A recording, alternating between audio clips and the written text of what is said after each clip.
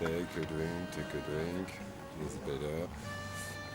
You stay clean, hein, if you want. Hein. Okay. Je peux mettre comme ça, it's no problem for me. Hein. Right. Ok? C'est parti. Alors, good evening, Brian. When and where did you born? Shreveport, Louisiana. Yeah. Mm-hmm. It's in an area, region of Louisiana called the Arklatex, which is the northwestern tip of the state, 6 hours from New Orleans. Yeah. So it's in a way very, very different culturally. I mean, very similar, but very different from the extreme south of Louisiana. Mm-hmm. Not the same sort of French or Spanish influences. None of that sort of architecture. More so related to Arkansas and Texas. Okay. But musically, still as rich, and the food still very. Yeah, for the music in Louisiana.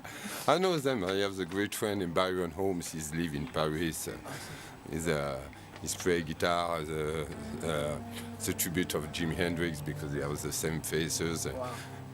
In my live show, when you see, it's Byron Holmes, the last artist. Okay? Alors, how did you grow up and why did you choose the drums like instrument? Well, I suppose it was because of my brother, Brady Jr. He's 5 years older, and he's also a drummer, so I was following him, his footsteps, and we both started playing in church. My father was a minister at the Zion Baptist Church in Shreveport, so we were both drumming in that environment, and so it was a really natural transition after he went to college. Yeah, I didn't think about it really. It was just sort of like passed on to me, like my turn to play. So. Yeah. Alors, what are your musical influences? Wow. Well, initially, gospel, obviously.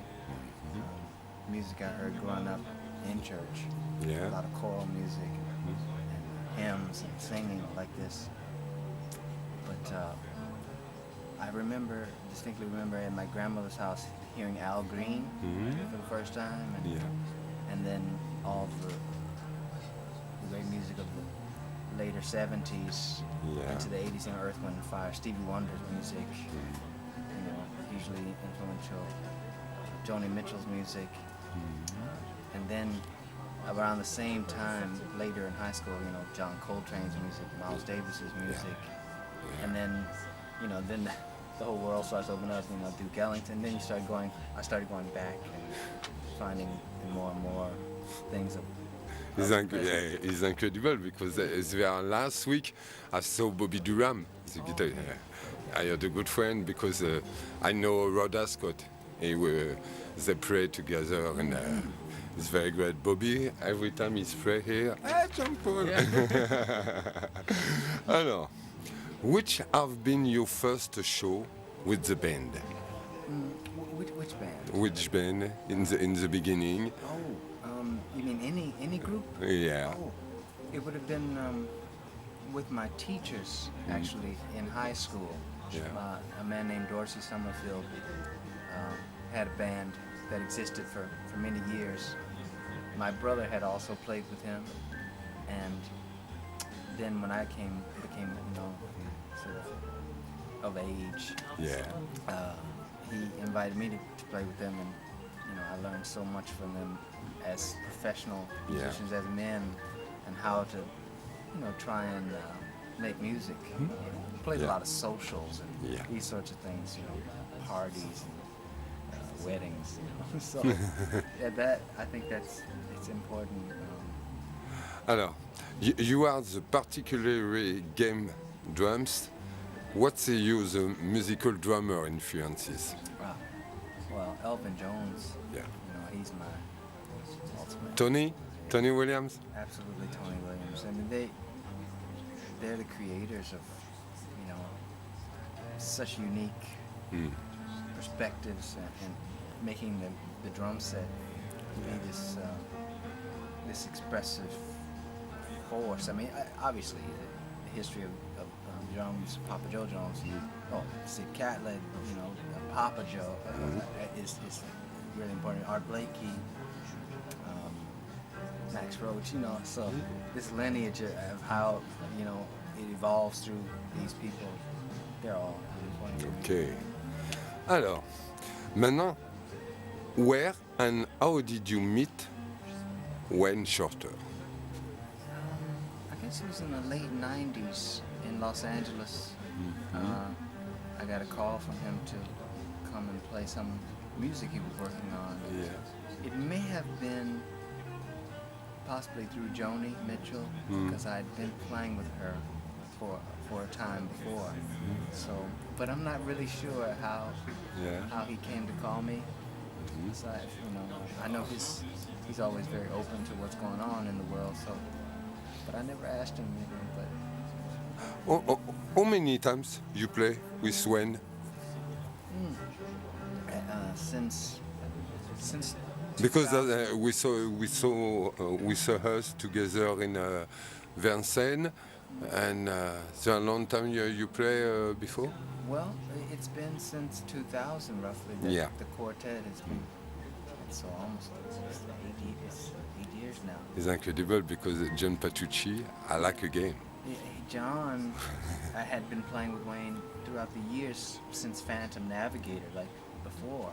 So, he has a whole other perspective on us coming together with Danilo Perez and the quartet staying together for so long. Wayne is such an incredible human being. Okay. Alors,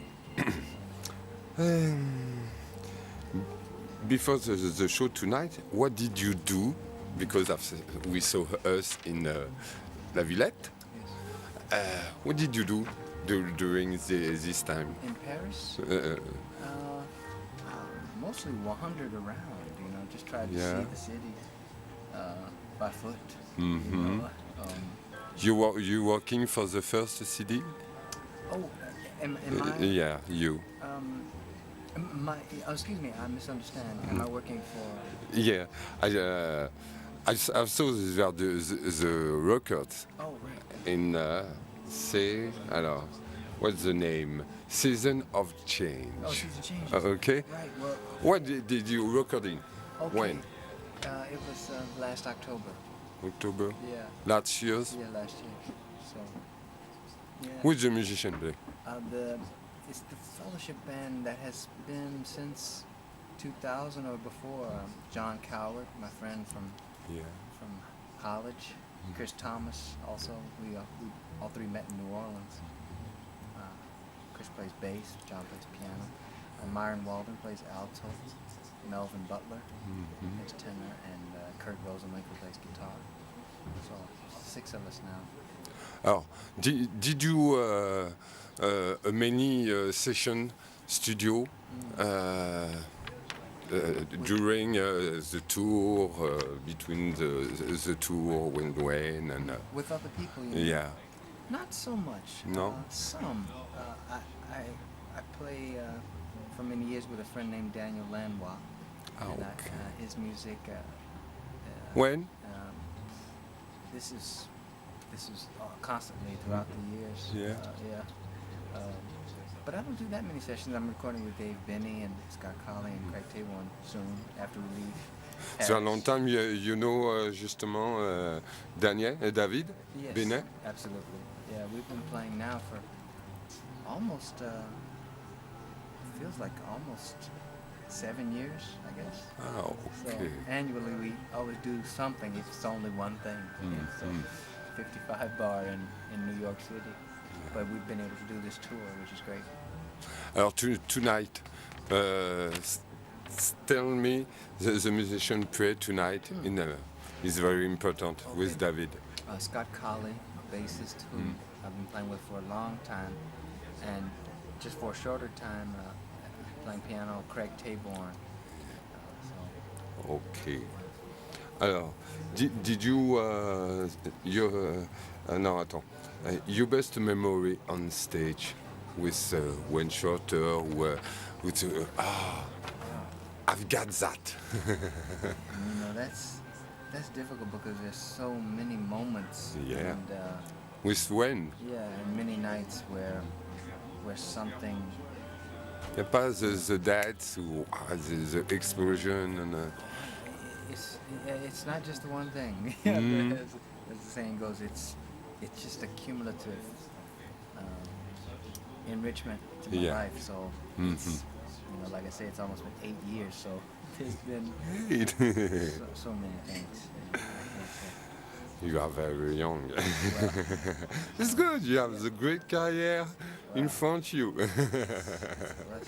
It's perfect. Hey, you begin with Wayne and as a great musician, and it's good. Huh?